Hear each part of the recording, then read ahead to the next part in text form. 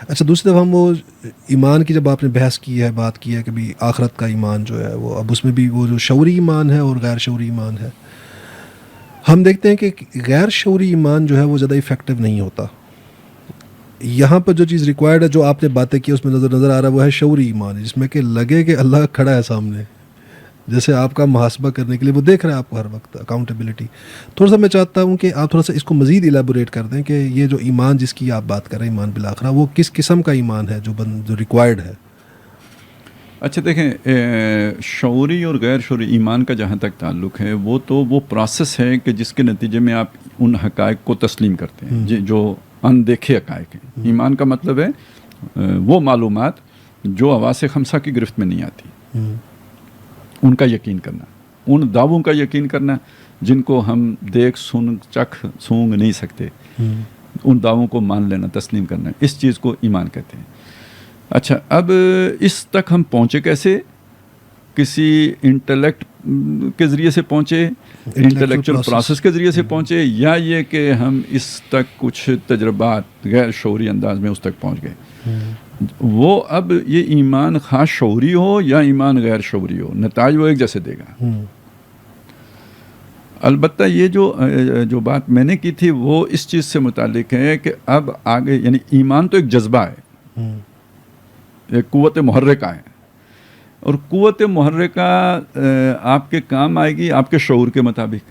اب یہاں شعور کا تعلق ایمان کے ساتھ نہیں ہے، شعور کا تعلق آپ کی معلومات کے ساتھ ہے جو آپ کو اپنے نفس کے اچھائیاں کیا ہیں برائیاں کیا ہیں اس سے متعلق حاصل ہے. یعنی یہاں ہم شعوری ایمان کے بجائے شعوری اسلام کی بات کریں کہ مجھے معلوم ہو کہ میرے نفس کے لیے کیا چیزیں نقصان دہ ہیں اور مجھے معلوم ہو کہ میرے نفس کے لیے کیا چیزیں فائدہ مند ہیں. یہ مجھے وحی سے معلوم ہوگا، یہ مجھے علم دین سے معلوم ہوگا. تو یعنی وہ ایمان ایک علیحدہ شے ہے، علم دین ایک علیحدہ شے ہے.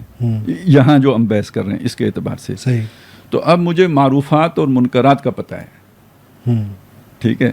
اچھا، معروف و منکر کا پتہ ہو لیکن تقویٰ نہ ہو تو نتیجہ ایک ہی ہوگا، کوئی فرق نہیں پڑے گا. جانتا ہوں ثواب طاعت و زہد پر طبیعت ادھر نہیں آتی، یہ مسئلہ ہوگا. لیکن طبیعت کو ادھر لانے کے لیے جو جذبہ درکار وہ تقویٰ کا جذبہ ہے. لیکن وہ آگے جو چیز چاہیے وہ شعور چاہیے کہ کیا صحیح ہے اور کیا غلط ہے. اس کا تعلق علم کے ساتھ ہے. تو وہ اس لیے کہتے ہیں نا کہ شیطان کے لیے عابد کے مقابلے میں عالم کو شکار کرنا مشکل ہوتا ہے.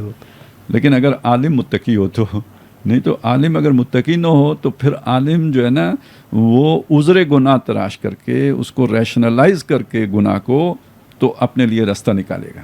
تعبیر کی غلطی بتا دے گا، تعبیر کی غلطی کر لے گا، مچھلی پکڑنے کا طریقہ نکال لے گا، وہ پھر یہ کرے گا. عابد یہ کام نہیں کرے گا. عابد جب کرے گا غلط فہمی سے کرے گا، لیکن عالم جب کرے گا وہ جذبات کے ہاتھوں مغلوب ہوگا، چونکہ اس کے پاس وہ تقویٰ والا وہ نہیں تھا ابھی، اس وجہ سے وہ اس پر جذبات غالب آ گئے. لیکن اب اس کو پتہ ہے کیا صحیح ہے کیا غلط ہے، تو وہ اس نے پھر اپنے آپ کو عذر گناہ تراش کے تو پھر اس نے وہ یہ کام کرنا. اس کے بغیر وہ کرے گا تو وہ تھوڑا عرصے بعد پاگل ہو جائے گا یا کچھ اس کا مسئلے مسائل کھڑے ہو جائیں گے. عابد کا مسئلہ اس سے مختلف ہے، اسے پتہ ہی نہیں کیا صحیح ہے، اس لیے اس سے غلطی ہو جائے گی. اسے پتہ لگے گا وہ توبہ کر لے گا.